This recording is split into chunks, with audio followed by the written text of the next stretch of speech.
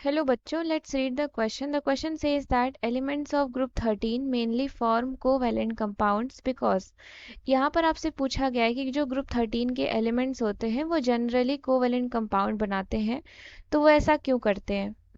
तो इसके लिए सबसे पहले हम यहाँ पर की कॉन्सेप्ट में मेंशन करेंगे जो हमारे ऑर्बिटल्स की पेनिट्रेटिंग पावर होती है वो क्या होती है। तो जो इलेक्ट्रॉन ऑर्बिटल्स जिनकी पेनिट्रेटिंग पावर बहुत ज़्यादा होती है वो न्यूक्लियस से बहुत ज़्यादा स्ट्रांगली फोर्स ऑफ अट्रैक्शन को एक्सपीरियंस करते हैं, यानी कि उनके इलेक्ट्रॉन्स बहुत ही ज़्यादा इफेक्टिव न्यूक्लियर चार्ज को क्या करते हैं, एक्सपीरियंस करते हैं। यानी कि electronic orbitals electronic orbitals that have that have greater penetration experience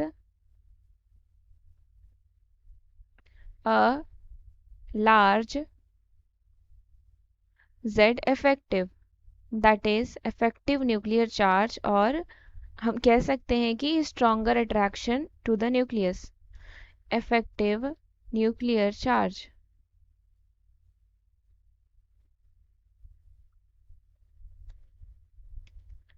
and जो हमारे ग्रुप 13 होते हैं, ग्रुप 13 एलिमेंट्स होते हैं, उनका जनरल इलेक्ट्रॉनिक कॉन्फ़िगरेशन क्या होता है। सो जनरल इलेक्ट्रॉनिक कॉन्फ़िगरेशन हमारा होता है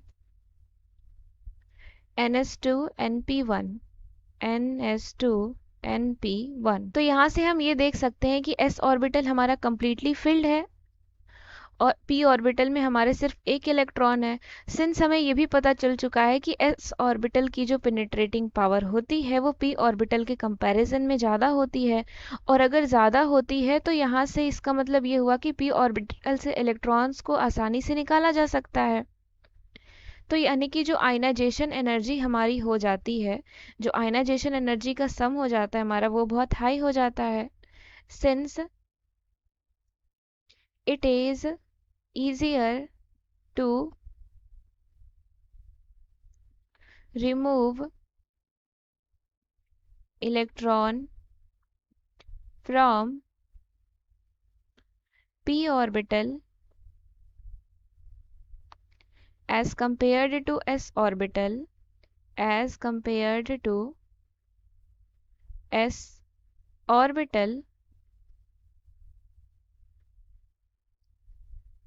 the group 13 elements the group 13 elements have very high ionization energy have very high ionization energy।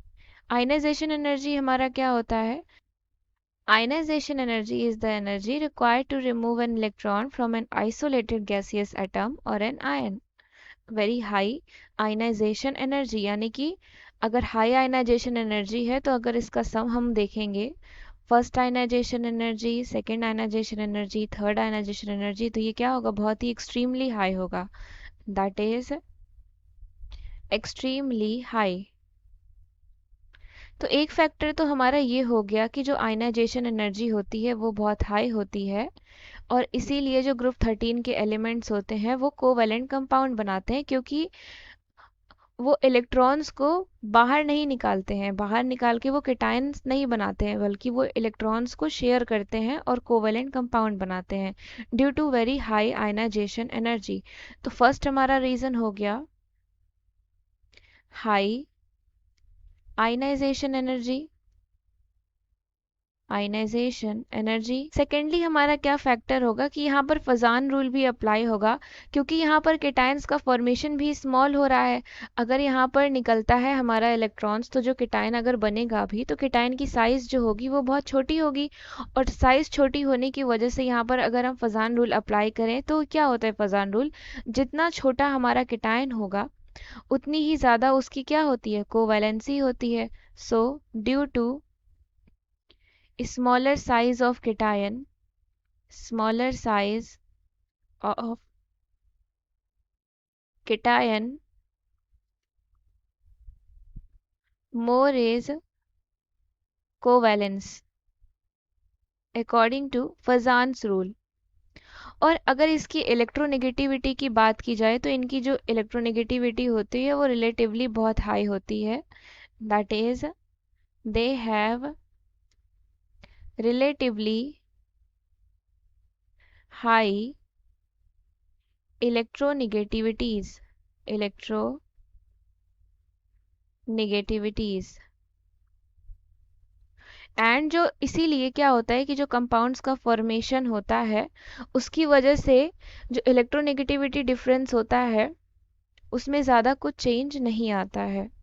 And hence the formation of compounds would not result in a higher electronegativity difference। तो यानी कि यहाँ पर हमारे 3 factor हो गए जो कि ग्रुप 13 एलिमेंट्स की कोवैलेंसी के लिए रिस्पॉन्सिबल होते हैं कि वो कोवैलेंट बॉन्ड बनाते हैं, कोवैलेंट कंपाउंड्स बनाते हैं। पहला आयनाइजेशन एनर्जी, सेकंड हमारा हो गया उसका जो कीटैन का साइज होता है वो बहुत छोटा होता है, एंड थर्ड हमारा हो गया electronegativity. So option number 4 is the correct answer, that is small size of ions, sum of 3 ionization energy is very high and electronegativity values are very high, so elements of group 13 mainly form covalent compounds. So option number 4 is the correct answer. I hope you understood it well. Thank you and best of luck.